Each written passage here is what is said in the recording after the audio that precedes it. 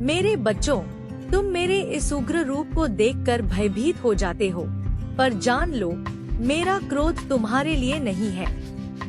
मेरा क्रोध अधर्म के लिए है, मेरा विकराल रूप अन्याय के अंत के लिए है। जब संसार में अत्याचार बढ़ता है, जब निर्दोषों की पुकार आकाश तक पहुंचती है, जब सत्य को दबाने की कोशिश होती है, तब मैं प्रकट होती हूँ। मेरी जिह्वा बाहर है, यह तुम्हें याद दिलाने के लिए कि अहंकार का अंत निश्चित है। जो स्वयं को सबसे बड़ा समझता है, समय उसे झुका देता है, और मैं ही समय हूँ। मेरे हाथों में अस्त्र शस्त्र हैं, पर वे केवल बाहरी शत्रुओं के लिए नहीं।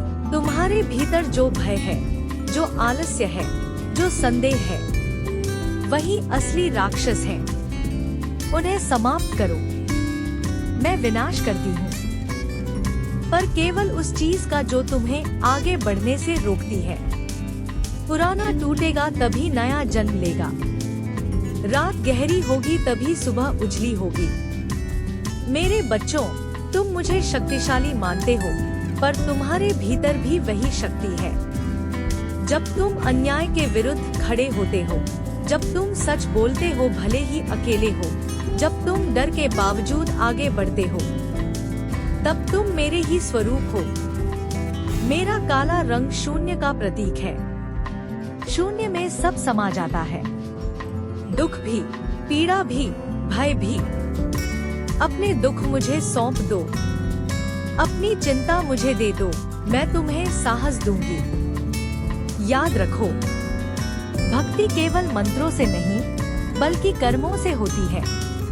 अपने मन को निर्मल करो, अपने हृदय को दयालु बनाओ, पर अन्याय के सामने कभी मत झुको।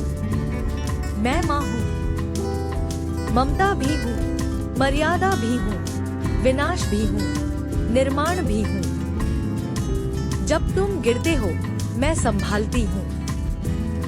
जब तुम भटकते हो, मैं मार्ग दिखाती हूँ।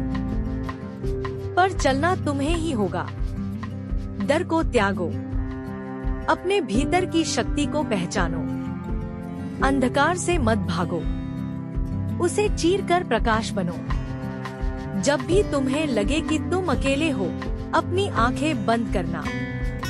तुम्हें मेरी शक्ति अपने भीतर स्पंदित महसूस होगी। मैं काली हूँ, मैं अंत नहीं, परिवर्तन हूँ। मैं भय नहीं, मुक्ति हूँ। साहस रखो, सत्य पर अडिग रहो। मैं सदैव तुम्हारे साथ हूँ।